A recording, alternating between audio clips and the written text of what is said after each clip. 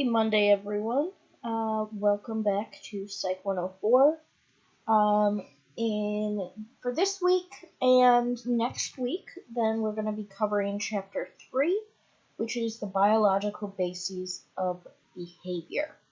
Now, later this week, if you're wondering, I will be posting a practice exam for you guys because your test is next Friday, so keep that in mind.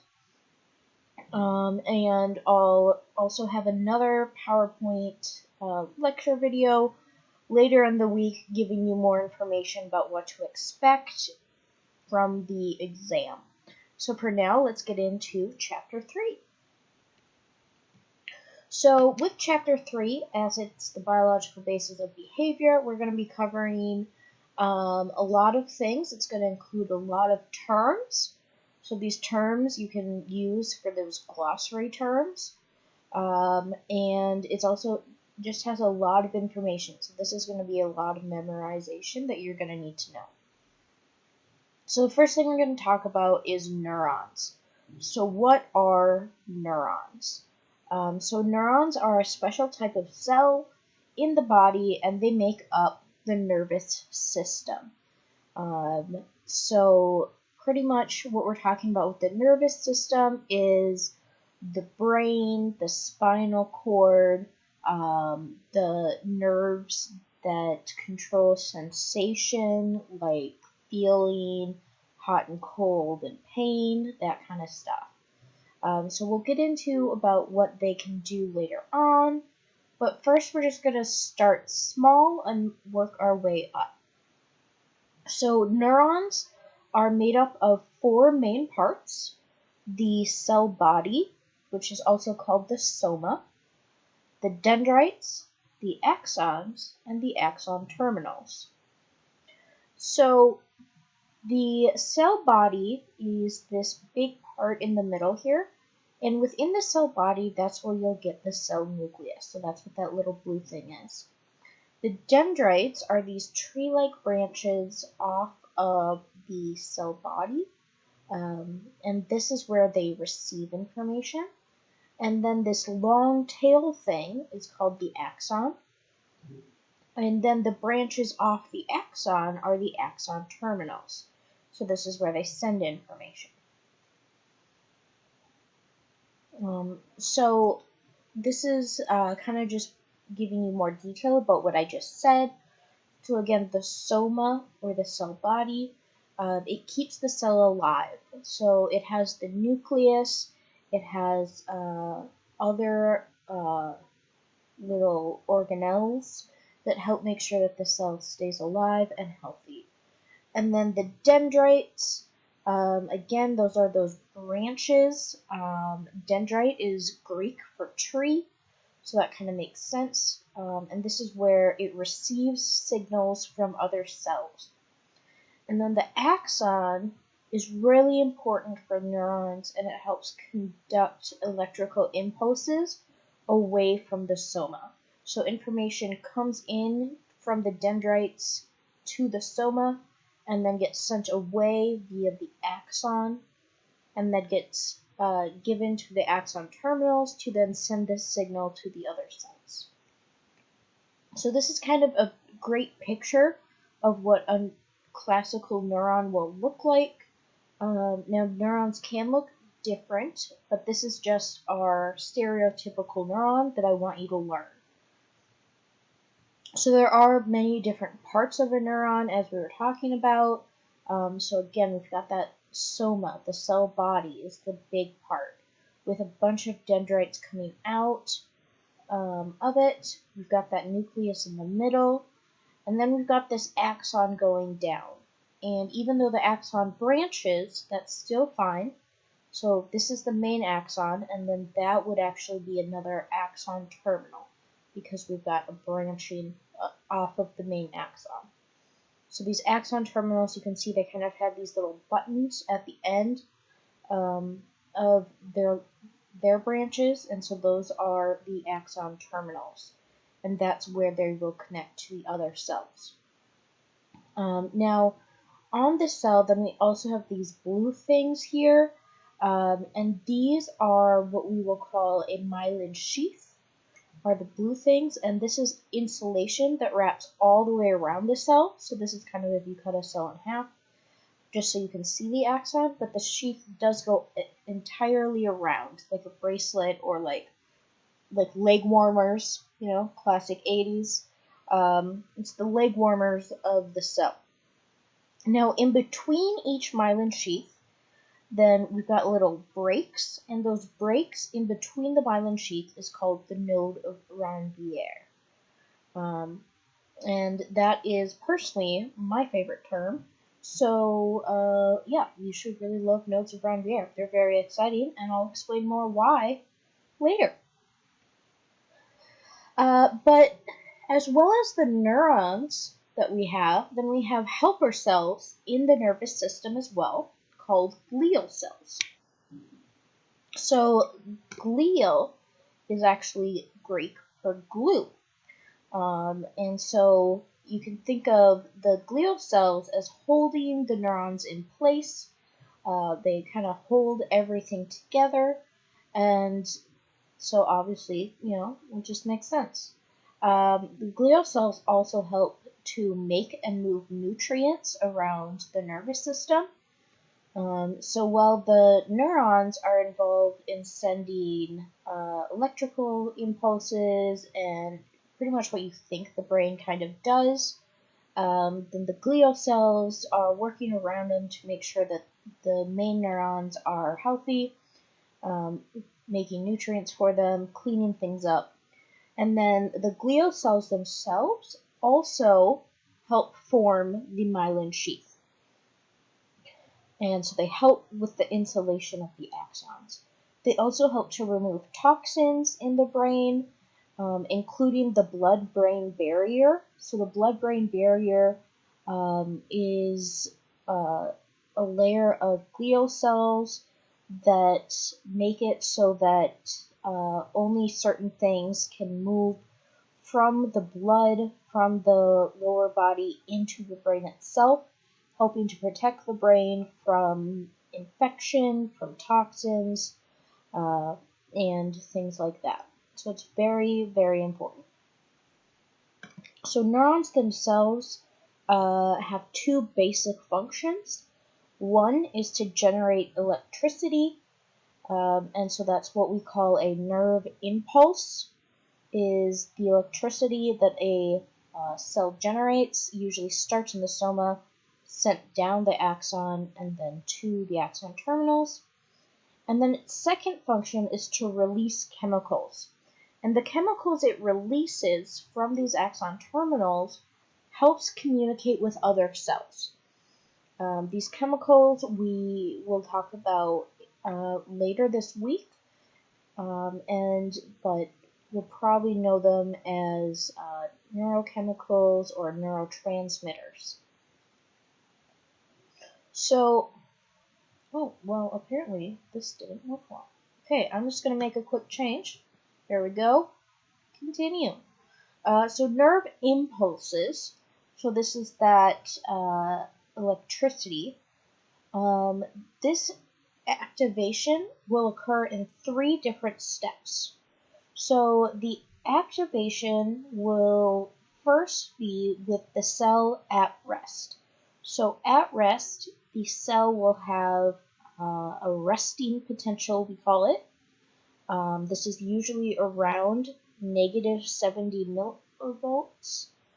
And then the second step is the cell will be stimulated, and the electrical charges will flow across the cell membrane. So pretty much what happens is a other cell will activate this cell via the dendrites, and it will cause ion channels to open in the cell membrane so that ions can flow across the cell membrane, so both into and out of the cell.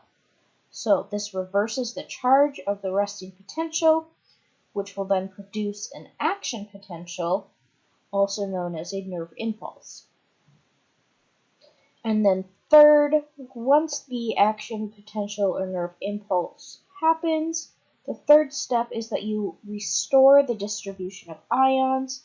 In other words, the cell kind of rests back again. So it goes back to rest. Everything goes back to normal. So those are the 3 steps.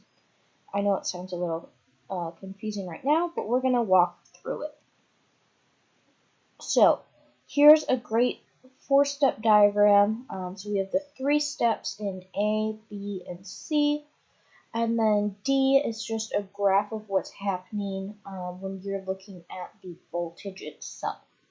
So we're going to walk through these images one by one so that you can really understand what is happening. So the first one is we're at a resting potential. So this is before we get a nerve impulse. This is what the cell is like just at rest. So again, that resting potential is negative 70 millivolts. Okay, so that's inside the cell, it's negative 70. And normally, then we have a lot of potassium ions inside the cell, so that's the K+, within the cell. And outside the cell, we have a lot of sodium ions, so that's the Na+. So we have more sodium outside the cell, so more positive outside the cell than potassium inside the cell. So the inside is more negative than the outside. On the cell membrane, then we have these channels. There's sodium channels and potassium channels. But when we're at rest, then these channels are closed, so the ions cannot move. Now, inside the cell membrane, we do also have some negative proteins. So just some really big proteins are inside the cell, and these proteins tend to be negative, so that's what's also helping keep the cell at negative 70. So that's just a classic resting potential. Now, things are going to start to get interesting when we get our action potential. So, an action potential is stimulated by the cell is stimulated and electrical charges will flow across the cell membrane. In other words, we get a stimulus of some sort, usually an electrical stimulus, and this will cause our sodium ion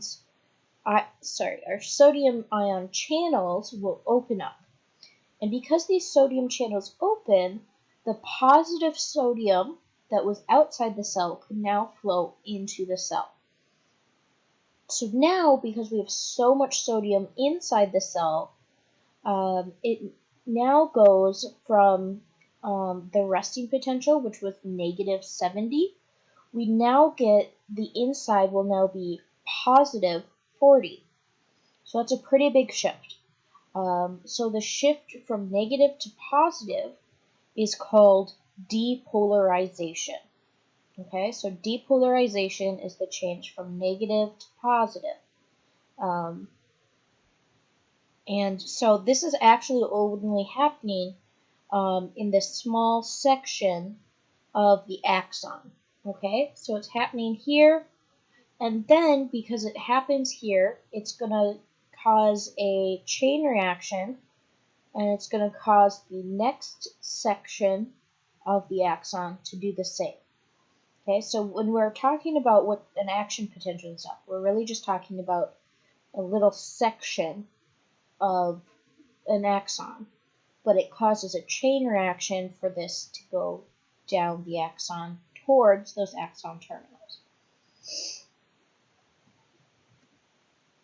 Okay, so now in the section we were talking about right here, so if we kind of were to draw a line right here, then we now, because we have so much positive ions inside the cell, what that causes is it causes the potassium channels to open.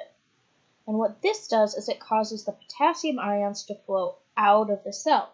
So whereas before we had sodium ions flowing into the cell making it positive, we now have our potassium ions floating out of the cell, which is bringing the resting potential of the cell back down to that negative 70. Because again, we have positive flowing out. So now we're getting more negative inside the cell. Okay, so the potassium channels only open when the inside of the cell is positive, which is why we don't have them open during resting potential. Now, as you can see here, we're talking about just this section of the cell, but the section next to it is going through that action potential, that second step. Whereas the third section here is still in step 1. It's still at normal, that normal resting potential. Okay, so you can kind of see how that chain reaction is connected across the cell. Now, after the enough potassium ions leave the cell, so in other words, once the inside of the cell becomes more negative, that's going to automatically close those channels again, and we're going to be left with our resting potential of negative 70 inside with both the potassium and sodium channels closed.